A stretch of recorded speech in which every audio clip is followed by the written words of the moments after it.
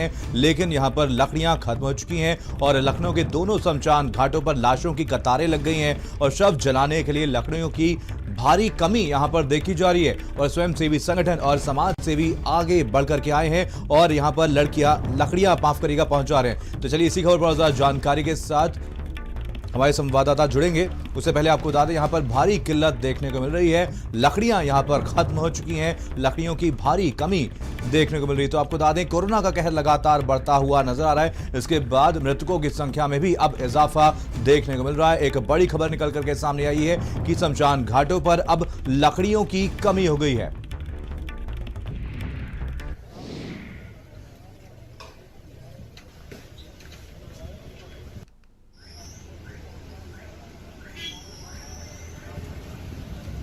तो आपको बता दें लखनऊ से खबर है जहां पर भैंसाकुंड और गुलाला घाट पर लकड़ियां खत्म हो चुकी हैं। यहां पर लाशों की कतारें लगी हुई हैं, लेकिन यहां पर लकड़ी खत्म हो चुकी है और इस वजह से लोगों को काफी दिक्कतों का भी सामना करना पड़ रहा है। तो दो तस्वीरें आपको दिखा रहे हैं। पहली तस्वीर में साफ तौर पर आप देख सकते हैं कि कैसे यहां पर ऑक्सीजन की किल्लत हो गई है, मरीजों तक ऑक्सीजन नहीं पहुंच पा रही है और कालाबाजारी भी यहां पर ऑक्सीजन की शुरू हो चुकी है। स्टोरेज करके रखा जा रहा है ऑक्सीजन को और इस वजह से लोगों को काफी दिक्कत हो रही है। दूसरी तस्वीर आपको दिखा रहे हैं, आपको बता दें शमशान घाटों की ये तस्वीरें हैं जहां पर लाशों की कतारें लगी हुई हैं, लेकिन लकड़ियां यहां पर खत्म हो चुकी हैं। आपको बता दें कुछ दिन पहले ही यहां पर 8 ट्रक लकड़ियां मंगाई गई थी, लेकिन सभी लकड़ियां खत्म हो चुकी हैं, लाशों की कतारें यहां पर लगी हुई है और कहीं ना कहीं लोगों को काफी दिक्कतों का भी सामना करना पड़ रहा है। तो दो तस्वीरें आपको दिखा रहे हैं।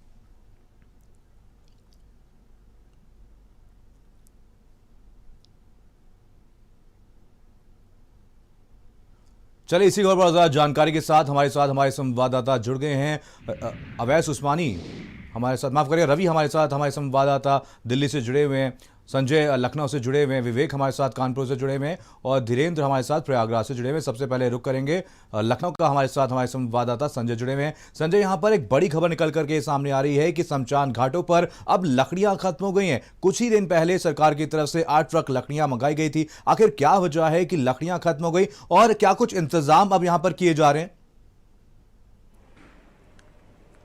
बिल्कुल, जो इंतजाम है वो नाकाफ़ी है, जो कि जिस तरीके से आंकड़ेबाजी हो रही है और आंकड़ों में खेल किए जा रहे हैं, क्योंकि कंट्रोल कोविड के जो पेशेंट्स हैं जिनकी मौतें हो रही हैं उनके आंकड़ों में खेलबाजी हो रही है। वो यही वजह है कि जो अंतिम समय पर जहां पर 100 को पहुंचना चाहिए वो खेलबाजी खत्म करते हुए 100 जब वहां पर पहुंचते हैं तो वहां की जो व्यवस्थाएं हैं वो चरमरा जाती हैं, क्योंकि कागज के पन्नों पर अलग आंकड़े हैं और वर्तमान में ग्राउंड जीरो पर जो आंकड़े पहुंच रहे हैं, क्योंकि उनकी अंत्येष्टि तो अंततः करनी ही पड़ेगी। यही वजह है कि संख्या ज्यादा है और जो इंतजाम है वो नाकाफी है। ऐसे में तमाम कालाबाजारी करने वाले लोग लकड़ी की कालाबाजारी करने से भी नहीं चूक रहे हैं और अंतिम समय जब पेशेंट की मौत हो जा रही है उसमें पर भी लोग मुनाफाखोरी करने पे बाज नहीं आ रहे। सरकारी खामियां हैं और उसका फायदा जो बिचौलिए हैं वो उठा रहे हैं। जितनी सप्लाई की गई थी वो महज 1 से 2 दिन के लिए, दूसरे दिन शाम तक के लिए ही पर्याप्त नहीं थी, उस दिन ही कालाबाजारी शुरू हो गई थी। तो ऐसे में लगातार संख्या बढ़ रही है। सरकार दावे कर रही है, नगर निगम लखनऊ का दावे कर रहा है कि वहां पर लकड़ियां पर्याप्त है,